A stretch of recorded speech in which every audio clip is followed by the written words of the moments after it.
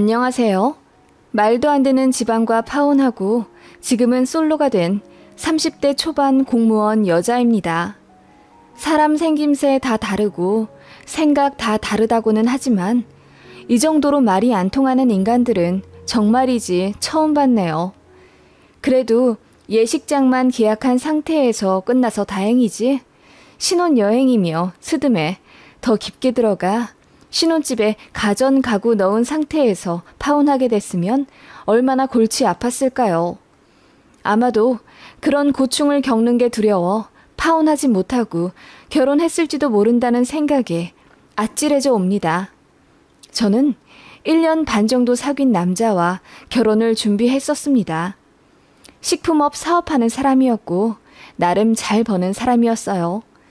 돈도 돈이지만 참 저에게 자상하고 애틋하게 사랑해 주었던 남자라 연애는 정말 행복하게 했었어요. 남자가 저보다 나이가 4살 많아 자연스레 결혼으로 이어지게 되었고요. 예비시댁은 부동산 투자로 돈을 많이 번 집안이었고 조부모님 도움 안 받고 자수성가하신 부모님이라고 들었습니다. 반면 저희 집은 아버지는 공무원, 어머니는 평생 전업주부 하신 아주 평범한 집안이에요. 물려받은 재산은 없지만 집 하나 있고 연금이 있기 때문에 두 분 노후 준비는 잘 되어 있으신 분들이고요. 저 역시 돈을 대단하게 버는 건 아니지만 그래도 공무원인데다 제 입으로 이런 말 하긴 좀 그렇지만 예전에 알바로 쇼핑몰 모델도 했었을 만큼 외모가 괜찮은 편이라 소개팅이 참 많이 들어왔어요. 전 남친도 그중 하나였는데 마음이 잘 맞아 사귀게 된 거고요. 아무튼 그렇게 연애하다 결혼 준비를 하게 되었고 자연스레 예비시댁과도 식사를 하게 되었어요. 첫 만남 때 한정식 집으로 남친이 예약을 해뒀더라고요.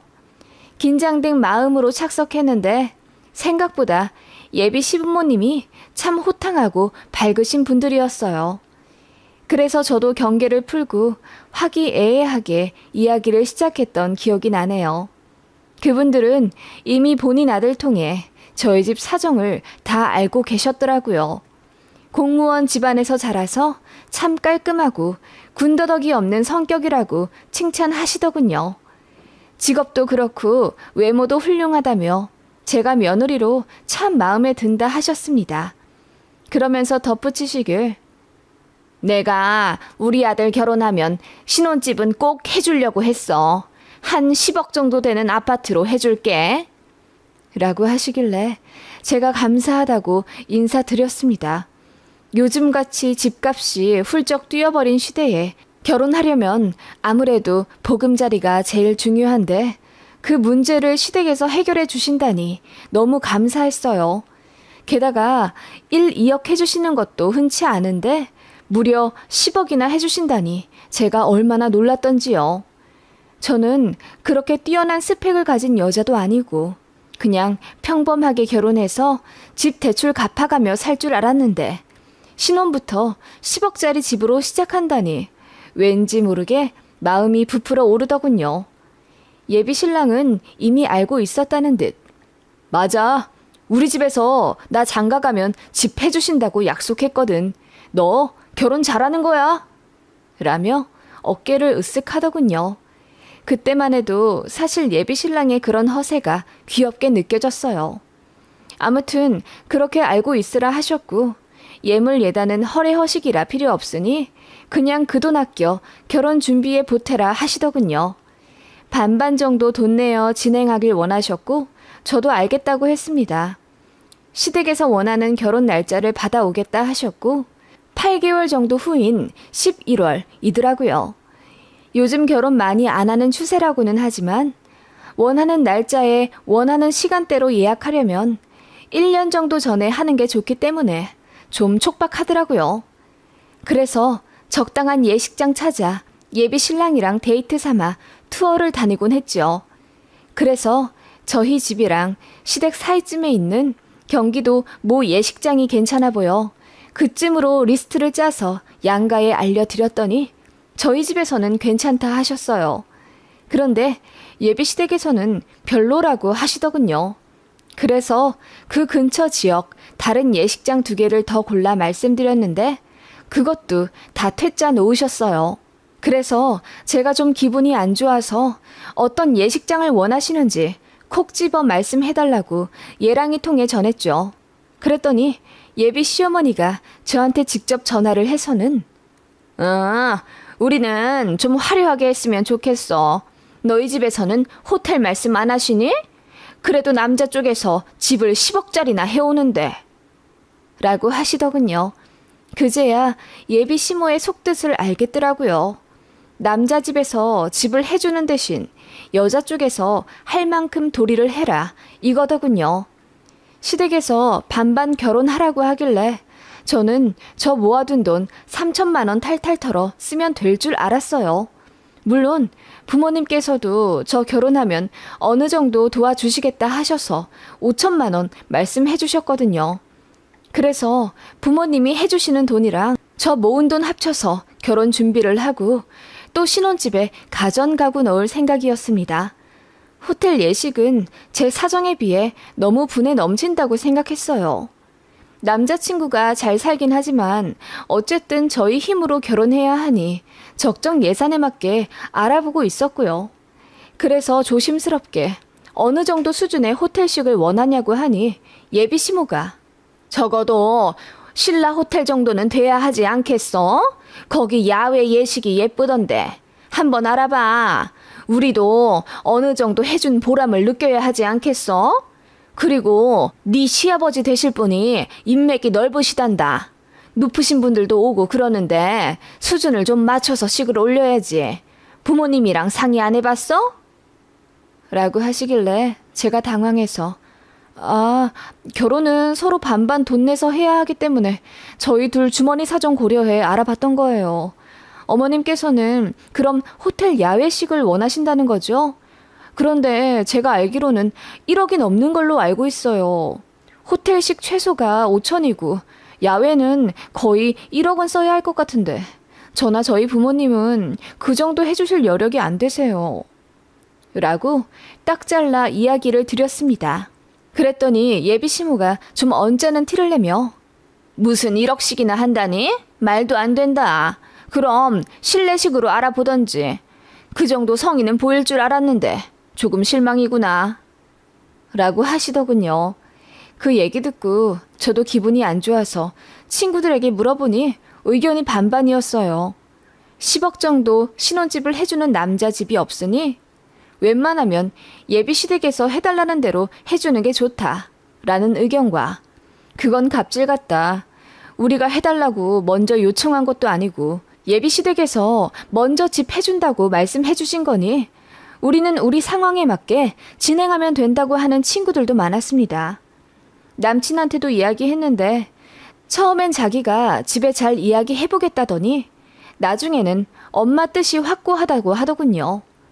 예비시댁에서는 남친 아버지 사업 때문에 호텔식이 꼭 필요하다고 주장했기 때문에 어쩔 수가 없더라고요. 그래서 일부 대출을 받아 식을 진행하되 예비 시모가 원하는 야외식은 못할 것 같다고 양해를 구했죠. 그랬더니 선심 쓰듯 알겠다 하시더군요. 솔직히 이게 맞나 싶긴 했는데 부동산 시장이 장난 아니다 보니 10억짜리 집을 해주신다는데 이 정도는 맞춰야지 싶더라고요. 아무튼 그렇게 호텔 예식장을 잡아두었죠. 예약금만 2천만 원 냈습니다. 물론 제가 바로 목돈이 준비되지 않아서 남친이랑 반반 냈어요. 나머지 금액은 저희 쪽에서 추후 다 내는 걸로 했고요. 그렇게 했더니 예비 시모가 참 잘했다 하시며 칭찬해 주시더군요. 이제부터는 저희가 하고 싶은 대로 해도 좋다 하시길래 큰 산 넘은 줄 알았습니다. 그런데 그게 시작이더군요. 신혼여행 스드메 같은 건 예비 시모가 간섭하지 않으셨어요. 그런데 가전 가구 알아보려고 하니 예비 시모가 계속 동행하려 하시더군요. 시간도 예비 시모한테 맞춰야 했습니다. 예를 들어 어느 주말에 특근이 잡혀 평일밖에 시간이 안 되어서 남친이랑 수요일 저녁에 만나 가전 상담을 받기로 했습니다. 그런데 예비 시모가 수요일 저녁은 본인이 시간이 안 된다며 주말에 보자고 하시더라고요. 그래서 제가 안 된다고 했더니 그럼 저 없이 아들이랑만 가전 보고 계약하겠다 하시더군요. 처음에는 그 얘기 듣고 우리 신혼집 가전을 사주시겠다는 건가 싶었네요. 그래서 감사하다고 말씀드렸는데 예비 시모 뜻은 본인이 고르고 결제를 제가 하라는 거였네요. 너무 황당해서 어차피 제가 결제할 거 저도 마음에 드는 걸로 사야 한다고 하니 예비 시모도 기분이 나쁜 듯 무조건 주말로 시간 빼라 고집 피우더군요. 그런데 주말에 시간이 안 되는데 어떡합니까? 가전 가구는 그냥 나중에 보기로 하고 없던 일로 했더니 예비 시모가 저더러 고집이 세다고 했다더군요. 그걸 예비 신랑이 저한테 전했어요. 그놈도 참 웃기죠. 아무튼 이런저런 사건이 있다 보니 이 결혼 과연 맞는 건가 싶더군요. 남친은 참 마음에 들었고 결혼하면 잘 살겠다 싶었는데 벌써부터 저희한테 이래라 저래라 입대는 예비 시모 자리가 장난 아닐 것 같다는 불안감이 엄습했어요. 그래서 남친이랑 많이 싸우기도 했네요. 그러다가 한 번 크게 싸우고 제가 파혼하자고 했는데 예비 신랑이 정말 식음을 전폐하며 슬퍼했어요. 그걸 지켜보던 예비 시댁에서도 처음엔 그럴 거면 그냥 파혼하라고 했다가 상황이 심상치 않음을 느꼈나 보더라고요. 예비 시모가 저에게 직접 전화를 걸어 미안하다고 사과하셨습니다. 개혼이라 내가 많이 설렜나 봐. 그래서 이것저것 간섭한 거 인정하마. 이제부터는 정말 니들 뜻대로 해. 우리 아들이 널 참 많이 좋아하나 보다. 라며 씁쓸하게 말씀하시더군요. 남녀 간 정이란 게 뭔지 결국 다시 붙어서 결혼 준비 재개하게 되었고 한동안 예비 시모가 정말 간섭 안 하시더군요. 참 순진하게도 이렇게 한 번씩 들어 엎어놔야 고부 갈등이 해결되는 거구나 싶었네요. 예비 시댁의 시꺼먼 속내를 전혀 모른 채 말입니다. 그렇게 저희끼리 가전을 다 정해놨고 계약만 하면 되는 상황이었습니다. 문제는 가구였는데 집 구조를 알아야 가구도 넣을 것 아니에요. 그래서 예비 시모에게 어떤 집을 주실 건지 남친 통해 여쭤봤는데 계속 뜨뜻미지근한 반응을 하셨다더군요.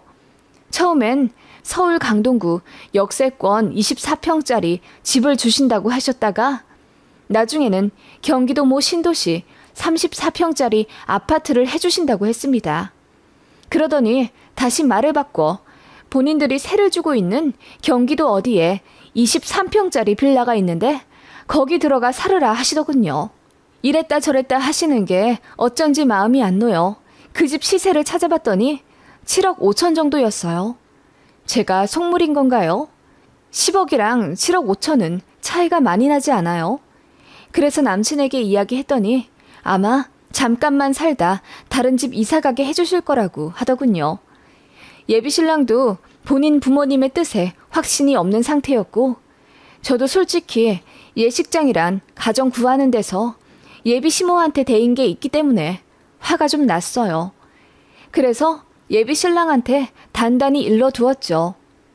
어머님께서 10억 정도 되는 집을 해주시겠다 했고 그걸 이유로 예식도 원하시는 대로 호텔로 잡고 가전 고를 때도 솔직히 갑질하신 거 맞잖아. 우리 그래서 파혼할 뻔했던 거 기억 안 나? 집? 아예 안 해주셔도 상관없었어. 해주신다고 하니 감사하게 받고 어머님 의견 맞춰드렸던 거고. 근데 이건 아니지. 확실하게 해야 나도 확실하게 할 수 있는 거라고. 1, 2억의 문제로 이러는 게 아니야. 그랬더니 예비 신랑도 생각이 깊어졌는지 집에 가서 다시 얘기해보겠다 하더군요. 이런 미적지근한 남친의 태도도 사실 훗날 파혼의 이유에 속하긴 했어요. 본인 집에서 10억 해준다고 했을 때 어쨌든 덩달아 어깨가 솟아있던 그였으니까요. 그 얘기를 집에 전했는지 예비 시댁에서 저 좀 보자 하시더군요. 그래서 주말에 약속 잡고 예비 시부모님이랑 카페에서 만났습니다. 예비 시모가 인자하게 웃으며 집 때문에 고민이 많았지? 그래, 나 같아도 많이 소갈이 했을 거야. 시어머니 될 사람이 10억짜리 집을 이야기했는데 막상 살라는 집은 허름한 7억짜리 빌라니까. 그치? 라며 저를 이해한다는 듯이 달래더군요. 그러면서 해명하기를 본인들 부동산 사업 때문에 당장 딱 맞는 집을 해줄 수가 없다는 거예요. 원래 해주려고 했는데 상황이 좀 그렇게 되었다면서 저더러 이해를 좀 해달라 하더군요. 그래서 제가 차분히 말했죠. 10억이 아니라 1억, 아니 1,000만 원을 보태주셔도 감사한 일이죠. 자식들 결혼하는데 부모가 당연히 돈 대주셔야 하는 건 아니니까요. 하지만 어머님께서 말씀하셨잖아요. 10억 정도 집을 해주셨는데 저희 부모님께서는 아무 말씀이 없으시냐고 원망하는 말씀도 하셨어요. 그래서 저도 기분이 좋지 않았던 건 맞고요. 라고 제 생각을 솔직히 이야기했더니 예비 시모가 입을 꾹 다물며 생각에 잠긴 듯 한참 조용히 계시더라고요. 그래, 이해는 해. 그런데 너도 아들 가진 부모 되어보면 알 거다. 내 자식 잘 살라고 집 해주는 거긴 한데 바라는 게 아예 없을 순 없어. 그게 이치다. 그리고 내가 어느 정도 바라는 걸 네가 맞춰주는 게 널 위한 길이기도 해. 사람은 말이다. 할 만큼 해야 할 말이 생기거든. 예비 시모는 그렇게 이야기하며 원래 세상 이치가 공짜는 없는 법이라고 하시더군요. 그러더니 제 뜻 잘 알겠다면서 저더러 쉬운 며느리 아니라고 농담 삼아 말씀하시곤 깔깔 웃으시더군요. 알겠어. 당장 어렵긴 한데 최대한 올해 겨울쯤으로 맞춰볼게. 강동구에 10억짜리 아파트 전세 준 게 있어. 세입자한테 이야기해보고 빨리 빼보마. 나도 내가 한 말이 있으니 10억에 맞춰야지. 라며 선심 쓰듯 말씀하시더군요. 그러더니 덧붙이는 말이 그런데 그렇게 되면 우리도 여간 손해보는 게 아니란다. 그럼 자연스럽게 니들 원망을 하게 될 텐데 피차 서로 기분 안 좋을 바에 할도리는 하는 게 낫겠지? 라고 하시길래 그게 무슨 뜻이냐고 여쭙습니다. 내 말은 너도 10억짜리 집에 살면서 누리는 게 있을 거 아니야. 네 친구들한테는 시집 잘 갔다고 자랑할 수 있고 네 친정 부모님한테는 딸 이렇게 안정적으로 자리 잡았다고 안심시켜 드릴 수도 있고 10억짜리 집 요즘 시세로는 보증금 몇 억에 월세 150에서 200 사이야. 그건 알지? 라고 하시며 어머님이 탭을 꺼내 본인 하시는 부동산 사업 관련 서류를 막 보여주시는 거예요. 요즘 시세가 이 정도라며 저희가 이 집에 살면 한 달에 원래 어느 정도를 내야 한다며 저더러 땡 잡은 줄 알라고 막 세뇌시키시더라고요. 그러더니 본론을 말씀하시는 거예요. 우리 아들은 이미 알겠다고 수긍한 상태인데 너도 알진 모르겠다. 한 달에 월세조로 얼마씩 주기로 했어. 우리한테. 아무리 부모 자식간이라지만 돈 오고 가는 건 똑바로 해야 하지 않겠어? 아들이랑 너랑 버는 돈에서 딱 50만 원씩 각출해서 우리 주기로 했다. 그 말에 저는 너무 놀랐어요. 네? 100만 원씩 매달 아버님 어머님께 드려야 한다고요? 아니 그러면 저는 집 안 받을래요. 차라리 그 돈으로 대출 받아서 집을 사죠. 하나만 알고 둘은 모르는구나. 어차피 우리 재산이 다 나중에 니들한테 갈 건데 월 100만 원이면 싸게 치는 거지. 네가 사업을 안 해봐서 모르는구나. 세상 이치가 다 그런 법이야. 어머님, 저는 공무원이라 월급 엄청 적어요. 한 달에 200만 원 남짓인데요. 현수 씨가 지금은 돈 잘 번다지만 만약 사업 접고 돈 못 벌면요? 저는 그런 것도 감안하고 결혼하는 건데요. 그 말에 예비 시모가 깔깔 웃으며 그러면 네 친정에서 도움을 주시겠지. 네가 자식이 없어 봐서 그래. 사위 쪽에서 집을 그리 좋은 걸 해주셨는데 설마 도움 안 주시겠니? 네? 그럼 저희 부모님한테 손을 벌려서라도 월 100만 원씩 매달 내야 한다는 거예요? 무조건? 그런 마인드로 살아야 한다 이 말이야. 너는 똑똑하니까 이게 손해가 아니라는 걸 잘 알 거다. 그 말에 저는 머리가 띵하게 멍해 있을 수밖에 없었습니다. 이런 결혼이라면 하고 싶지가 않았어요. 세상에 돈이 없으면 친정에 손을 벌려서라도 돈을 타내 시댁에 돈을 들여야 한다니요. 10억짜리 집 받았다가 내 인생 전체를 시어머니한테 저당 잡히며 꼼짝 못하고 살 것 같다는 공포가 밀려오더군요. 그래서 그 자리에서 이야기했습니다. 예비 며느리는 사업 상대가 아닌데 너무하신 것 같아요. 저는 결혼을 하는 거지 돈 놓고 돈 먹기 놀이를 하는 게 아닙니다. 10억짜리가 아니라 1억짜리 집이라도 그냥 맘 편하게 살고 싶어요. 파혼하겠습니다. 라고 했더니 예비 시모가 아니 그래도 어른이 이런저런 사정이 있어서 그랬다고 이렇게 선 지켜 딱 얘기했으면 알겠습니다 하고 받아들이는 면이 있어야지. 따박따박 대드는 것도 참아줬더니 뭐? 파혼?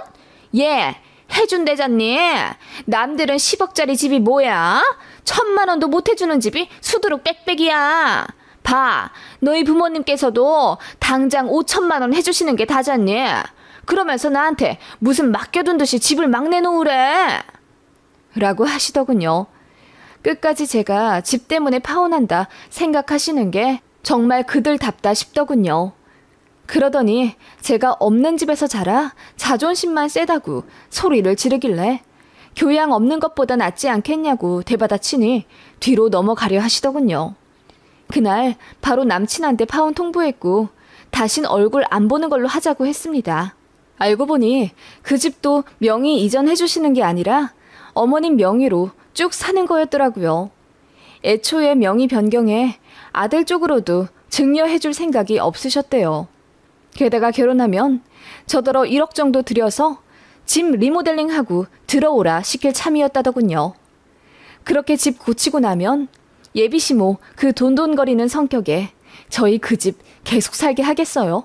이런저런 핑계대며 저희더러 집 내놓고 나가라 할지도 모르는 거였죠. 정말 황당하더라고요. 그래서 남친한테 월 100만 원씩 드리기로 했다면서 나한테 숨겼으니 너도 사기꾼이나 다를 바 없다고 퍼부어댄 후 돈 아까워 죽겠으니 호텔 식장 계약금 낸 거 도로 돌려달라고 했어요. 제가 1,000만 원 냈잖아요. 그래서 달라고 했더니 남친은 주려고 했는데 남친 부모님이 절대 주지 말라고 했다더군요. 법적으로 자문을 구해도 어차피 못 돌려받는다길래 저희 언니랑 전남친 가게 찾아가 회유했습니다. 돈 주면 다시 만나겠다고 했더니 전남친이 울면서 바로 1,000만 원 보내주더군요. 돈 송금된 거 보자마자 저희 언니가 깔깔 웃으며 뻥이다 이 새끼야. 너도 네 엄마가 내 동생한테 한 것처럼 당해봐. 사람이 한 입 갖고 두말하는 게 얼마나 치사한지 너도 제대로 느껴보고 네 엄마한테 가서 이야기해라. 했네요. 전남친 울고불고 난리나고 전남친 엄마 그러니까 전 예비시모도 뒤집어질 듯이 화내며 저한테 전화해서 소리 지르고 그랬어요. 그치만 타격감 전혀 없었네요. 저는 돈 다 돌려받아서 손해본 거 없고 전 남친은 2,000만 원 손해봤으니까요. 돈돈거리는 사람한텐 돈으로 복수하는 게 최고더군요. 그렇게 다 끝났습니다. 긴 여정의 레이스를 끝낸 것처럼 허무하지만 그래도 지옥으로 들어가기 전에 끝나서 다행이라는 생각이 들어요. 10억짜리 집 참 달콤하지만 전 남친 엄마가 제대로 된 교훈 하나 알려주셨네요. 역시 세상에 공짜는 없다는 걸요. 그거 하나는 참 감사합니다.